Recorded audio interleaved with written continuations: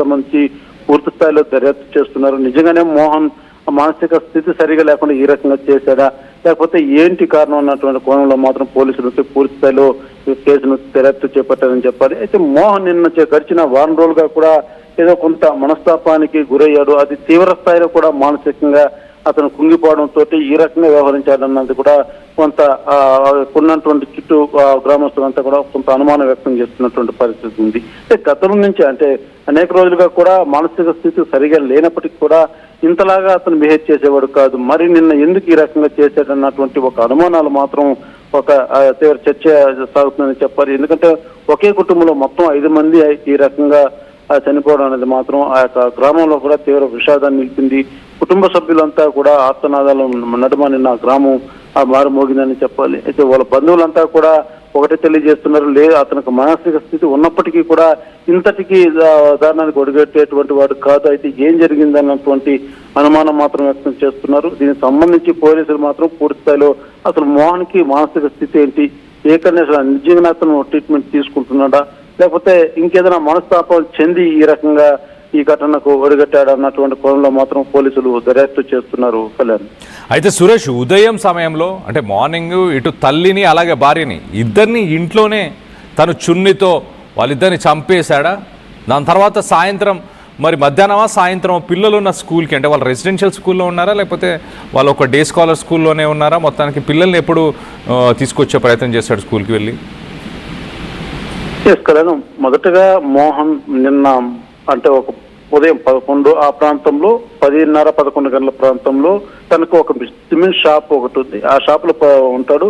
అయితే షాప్ లో ఉన్నటువంటి అతను 11 గంటల టైంలో ఆ షాప్ లో తన బామార్దిని వచ్చి నేను పిల్లల క్యారీ వాళ్ళని అతని బామర్తో ఆ మాటలు నమ్మబలికి చెప్పి అక్కడి నుంచి నేరుగా ఇంటికి వెళ్ళిన తర్వాత చున్నీతో భార్యని అదే రకం తల్లిని ఇద్దరిని కూడా పూర్తిగా మెడ చుట్టూ అంటే ఊపిరి ఆడకుండా చేసినటువంటి పరిస్థితి. ఆ రకంగా వాళ్ళిద్దరిని కూడా చంపినట్టుగా కూడా తెలుస్తుంది. ఆ తర్వాత అతను పరారయ్యాడు. ఎక్కడ పోయాడో తెలీదు. సమాచారాన్ని చుట్టుపక్కల వారు సమాచారాన్ని పోలీసులకు తెలియజేశారు. పోలీసులు వచ్చి అనుమానంగా వ్యక్తం చేసినటువంటి పరిస్థితి ఉంది. ఆ తర్వాత సాయంత్రం అంటే మధ్యాహ్నం పిల్లల దగ్గరికి వెళ్ళి వాళ్ళని మన ఇంటికి వెళ్దాం రా అంటూ కూడా వాళ్ళ పిల్లలు ప్రైవేట్ స్కూల్లో చదువుతున్నారు. ఇద్దరిని కూడా స్కూల్ నుంచి తీసుకొని వచ్చాడు. అంటే ఎక్కడెక్కడ వెళ్ళాడు అనేది మాత్రం పూర్తిగా సమాచారం తెలియలేదు.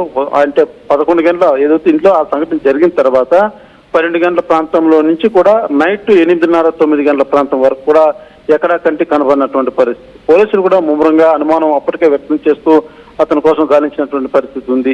స్కూల్కి వెళ్తే పిల్లల్ని తీసుకెళ్లారు, వాళ్ళ నాన్న వచ్చి తీసుకెళ్లారు అనేసి కూడా స్కూల్ యజమాని తెలియజేసినటువంటి నేపథ్యంలో ఎక్కడ తీసుకొని అన్నది కూడా అప్పటికే బంధువుల్లో కూడా ఒక ఇంత భయాందోళన మొదలైందని చెప్పారు. అయితే ఒక్కసారిగా రాత్రి 9 గంటల ప్రాంతంలో ఒక చెన్నై నుంచి ఇటు తిరుపతి వస్తున్నటువంటి ట్రైన్ వస్తున్నటువంటి తరుణంలో ఆ ఇద్దరు పిల్లలను కూడా బలవంతంగా ఆ ట్రైన్ కింద తోసి తర్వాత తాను కూడా బలత్మరణానికి పాల్పడినటువంటి పరిస్థితి. Right Suresh, thanks for the latest update. మొత్తం మీద విజయారెడ్డి కేసులాగా ఇది మరొక కేసుగా మారిపోయింది.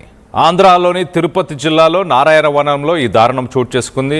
ఒక భర్త తన భార్యని తల్లిని ఇద్దరిని ఉదయం పూట తను సిమెంట్ షాప్ని నడిపిస్తుంటాడు. ఆ సిమెంట్ షాప్లో కూర్చొని తన బామ్మర్దికి ఆ సిమెంట్ షాప్ని 11 గంటలకి ఆ సమయంలో ఆ బామ్మర్దికి అప్పచెప్పి పిల్లలకి టిఫిన్ బాక్స్ ఇచ్చి వస్తాను అంటూ ఇంట్లోంచి షాప్ నుంచి బయలుదేరి డైరెక్ట్గా ఇంటికి వెళ్ళి ఆ తల్లిని భార్యని ఇద్దరిని చున్నీతో చంపేశాడంట.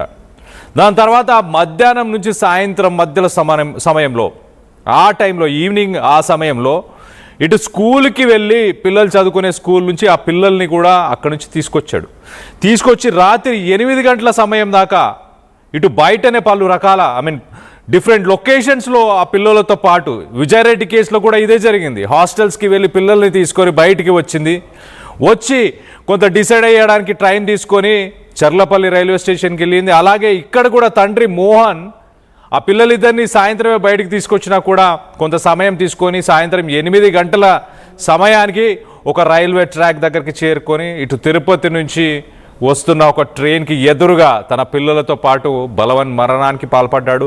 అసలు కొంత సస్పెన్స్ అయితే ఉంది ఈ కేసులో. ఒక రకంగా ఎలాంటి ఆర్థిక ఇబ్బందులు లేవు అంటూ ఇటు బావమరిది చెప్పుకొస్తున్నాడు. ఏదైతే తన షాప్ని అప్పచెప్పి వచ్చాడు కదా, ఆ బావమరిది చెప్పుకొచ్చేది ఏంటంటే ఎలాంటి ఆర్థిక ఇబ్బందులు అయితే లేవు మోహన్కి.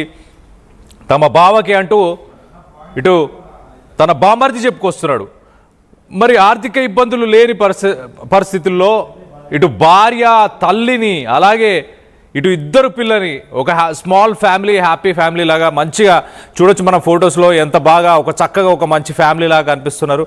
అలా ఉన్న సిట్యుయేషన్లో మరి ఇలా సడన్గా భార్యని తల్లిని అలాగే పిల్లల్ని బంగారం లాంటి ఇద్దరు పిల్లల్ని చంపాల్సిన అవసరం ఏముంది?